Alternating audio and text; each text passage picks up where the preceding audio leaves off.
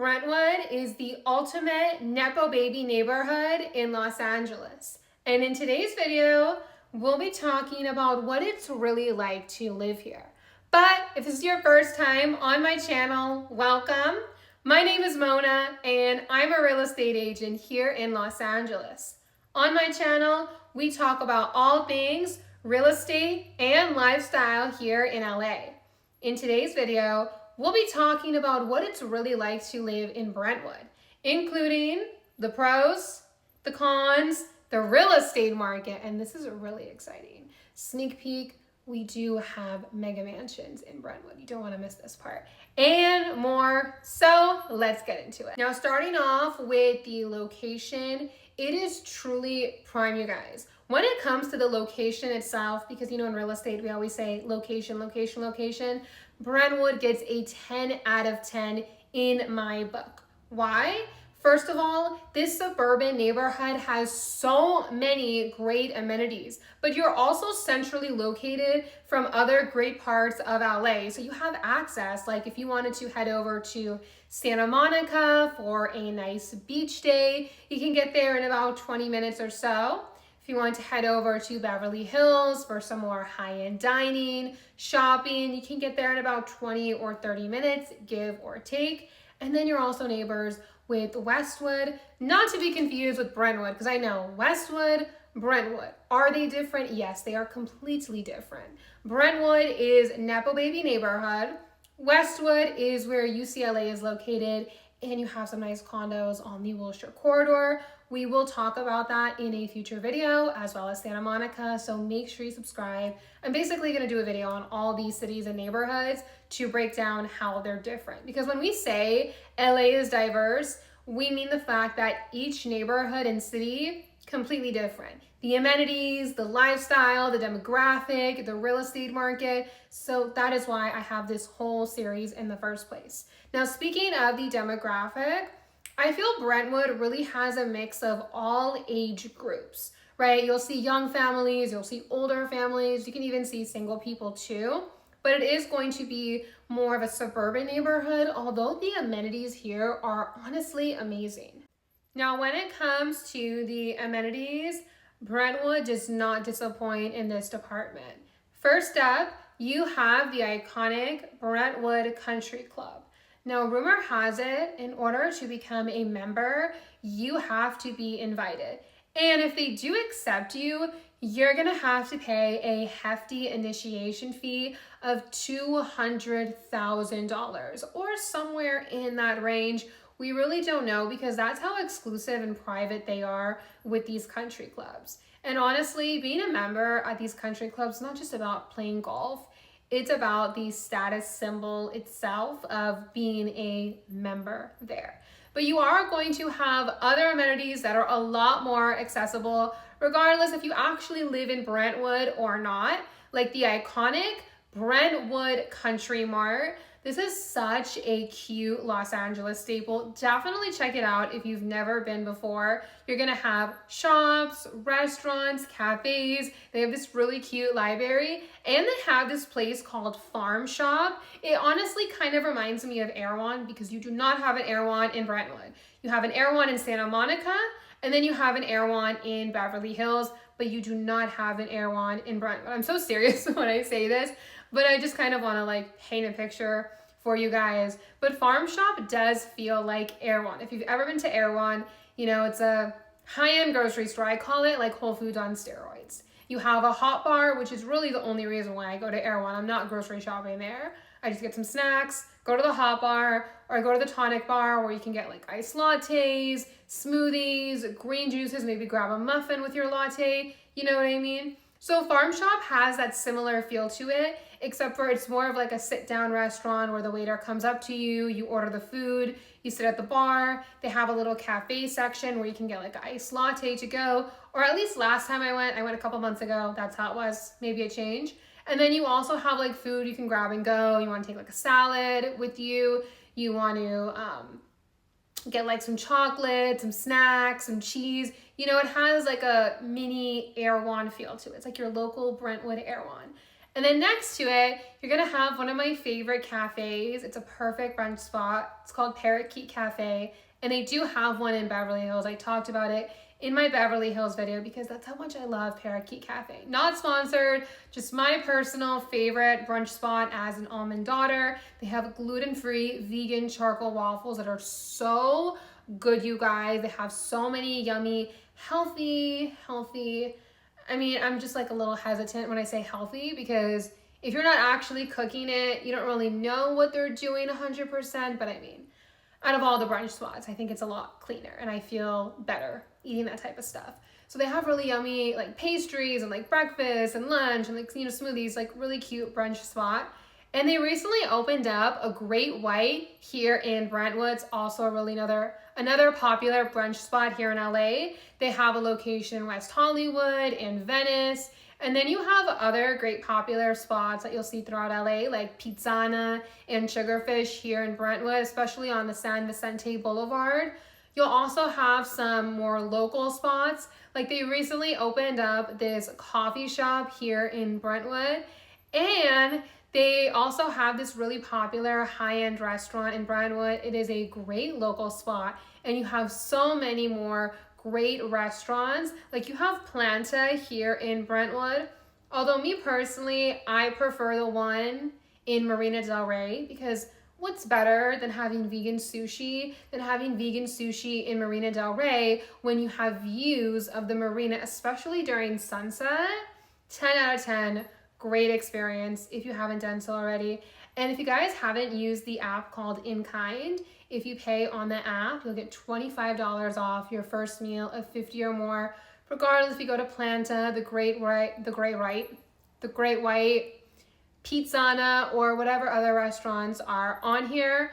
I'm not sponsored by this app or anything, but I do have a referral code and I will get like a referral fee if you use it. But definitely check it out. You'll get like 20% cash back. It is amazing. Now, for the moment that you've all been waiting for, let's talk about the real estate market here in Brentwood.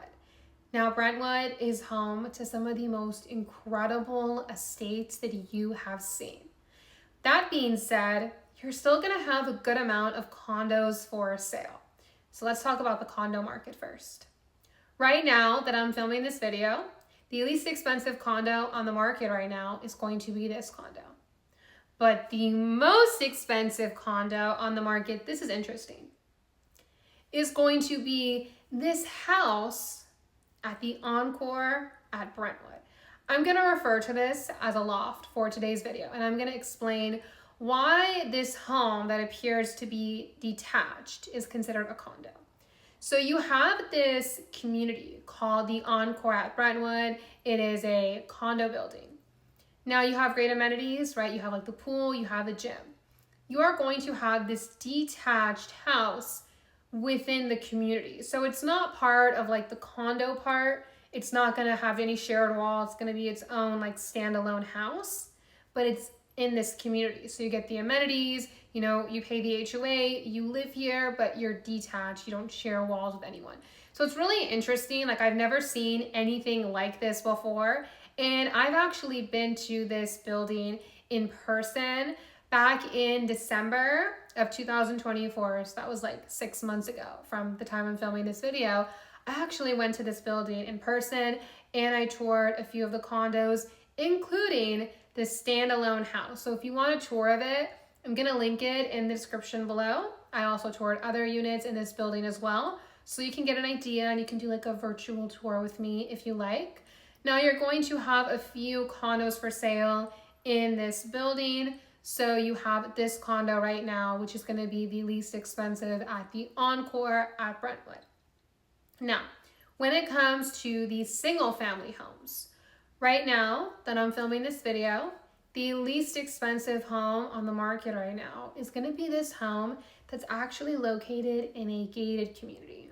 When I tell you the least expensive home in a neighborhood is in a gated community, what does that tell you? Just exactly how prestigious and high-end Brentwood is. Because in some of these neighborhoods, even though they're like really high-end and you see multi-million-dollar homes in these neighborhoods, The least expensive home, if you've seen these videos before, is typically a shack.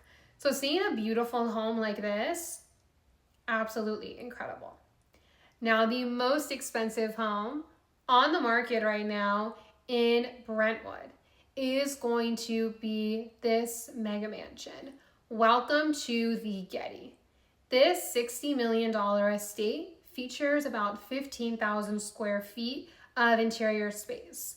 Sitting on almost 2 acres of land for the lot size, you have beautiful views of the ocean. You're also going to have the most incredible finishes throughout. This is a masterpiece. I honestly wonder who is going to buy this home, because not only do you have to be part of the 1%, you have to be part of the 1% of the 1% to buy a stunning estate like this. Now, last year, homes on average in Brentwood sold for over $5 million. Now I know 2 million to 60 million, huge jump. So I'm going to show you guys what you can get for under $5 million. This beautiful home is on the market right now for under $5 million. And one thing that I love about the real estate market in neighborhoods like Brentwood, it's not cookie cutter. Like, yeah, you'll see some recurring styles, but you see so much diversity when it comes to the home styles.